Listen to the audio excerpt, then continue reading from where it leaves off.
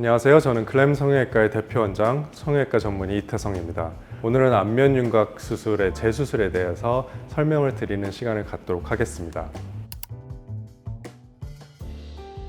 사실은 안면윤곽을 재수술하는 이유는 여러 가지가 있어요. 수술 후에 생길 수 있는 부작용 때문도 있을 수 있죠. 예를 들어서 절골한 부위에 뼈가 잘 안 붙는 그런 불유합도 있을 수 있고, 고정핀이 부러졌다거나 그런 게 있을 수도 있고, 또 비대칭이 남았다거나 이런 부분들이 있을 수 있는데, 지금 제가 20년째 의사생활하고 있지만 제 경험상 가장 흔한 재수술 이유는 효과가 없어서입니다.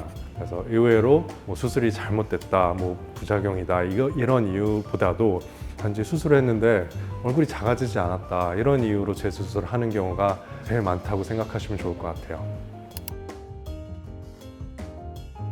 재수술이 특별한 이유는 일단 수술적으로 어려운 거는 눈 수술이고 코 수술이고 모든 성형 수술이 다 그런데 수술 부위에 유착이라는 게 생겨요. 그렇기 때문에 수술할 때 시야가 확보되는 게 조금 더 제한이 있다거나 출혈이 조금 더 많을 수도 있고, 조직이 아무래도 조금 더 당기는 부분이 있기 때문에 수술 시간도 실제로 첫 수술보다 1.5배 길면 2배까지 걸리는 게 재수술이다 생각하시면 될 것 같아요. 그렇기 때문에 그만큼 환자분들이 비용해야 되는 재수술 비용도 첫 번째 수술 비용보다는 아무래도 조금 더 높은 게 사실이고요. 그리고 수술의 붓기도 첫 수술보다는 아무래도 좀 많을 수밖에 없습니다. 그래서 재수술이 힘든 이유는 사실 그런 건데, 특별히 얼굴뼈 재수술에 국한해서 말씀드리면 사실은 얼굴뼈는 기본적으로 절골을 한다고 생각하시면 돼요. 그렇기 때문에 기존의 절골이 있기 때문에 새로운 절골선을 설정하기가 약간의 제약이 있을 수 있어요. 기존 절골선이 너무 잘못됐다거나 또는 뼈가 벌어져 있다거나 이러면 그걸 무시하고 새로운 절골을 할 수가 없기 때문에 어느 정도 절충을 해야 되는 그런 문제도 있고요. 또 하나 중요한 거는 특히 이제 아래턱 V라인이든 사각턱 수술이든 이런 수술할 때 특별히 이제 하치조 신경이라는 게 지나가는데, 하치조 신경에 여유가 없는 경우가 있을 수 있어요. 혹은 여유가 아주 조금밖에 없거나, 그런 경우에는 이제 수술을 하더라도 효과를 크게 못 보거나 아니면 실제로 심하면 수술을 못 하는 경우도 있을 수 있겠죠. 그렇기 때문에 의사는 그런 재수술을 할 때 특히 그런 신경선의 위치를 특별히 신경을 쓰면서 수술을 할 수밖에 없다, 그런 제약이 있습니다.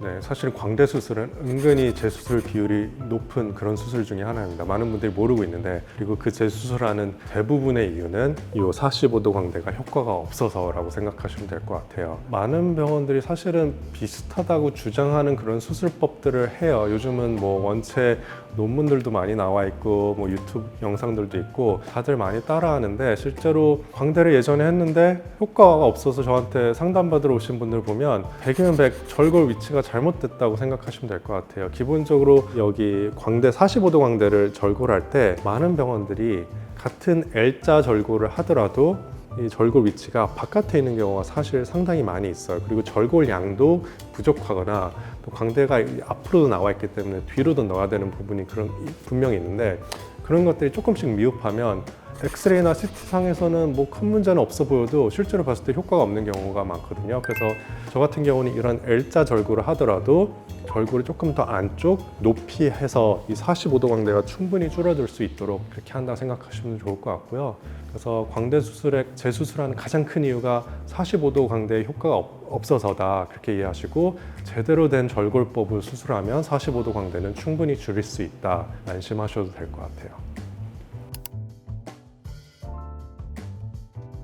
V라인 수술을 재수술을 생각하는 분들은 대부분은 예전에 사각턱 수술을 한 경우가 많아요. 사실 앞턱 수술은 절골도 해야 되고 고정도 해야 되고 사각턱 수술에 비해서는 약간의 난이도가 있는 편인데, 그걸 잘 못하는 병원들은 1차적으로 사각턱 수술을 환자분들한테 권하고 그것만 하는 경우가 많아요. 근데 솔직히 말씀드려서 우리나라 대부분의 분들의 얼굴형을 봤을 때 사각턱 수술만 해서 효과를 볼 수 있는 경우는 거의 없다고 보시면 될 것 같아요.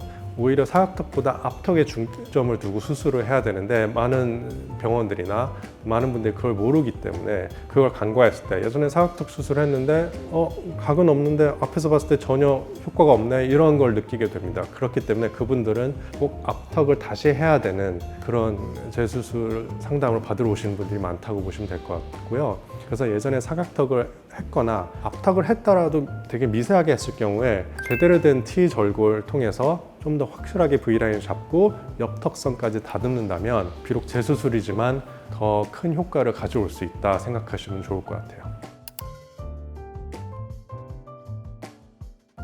네, 맞아요. 그러니까 사실은 안면윤곽 수술이 불가능한 경우는 광대 같은 경우는 사실 광대뼈는 폭이 되게 작은 뼈 중에 하나인데 여기를 너무 심하게 잘못 절구를 넣었거나 뼈가 벌어져 있거나 이런 경우에는 못하는 경우도 실제로 있고요. 사실 근데 광대보다 더 중요한 게 아래턱이에요. 아래턱 같은 경우는 이 하츠조 신경의 여유가 없는 경우가 간혹 있거든요. 그럴 경우에는 추가적인 윤곽 수술로는 얼굴의 변화를 가져오기가 힘들어요. 그렇지만 양악 수술은 좀 다른 얘기가 돼요. 양악 수술은 신경이 얼마나 높고 낮고를 따지는 게 아니라 얼마나 안쪽에 있느냐, 바깥에 있느냐, 그게 중요하기 때문에 예전에 윤곽 수술로 턱을 깎아서 아무리 신경이 낮아도 여유가 없어도 양악 수술하는데 문제 없이 안전하게 가능한 경우가 있어요. 그리고 실제로 뭐 얼굴이 길거나 주걱턱이 있는데 그걸 윤곽으로 해결하려고 했던 경우에도 양악 수술했을 때 보다 더 좋은 효과를 가져올 수 있기 때문에 나는 신경선 여유가 없어서 추가 수술이 안 돼요 하는 분들도 실제로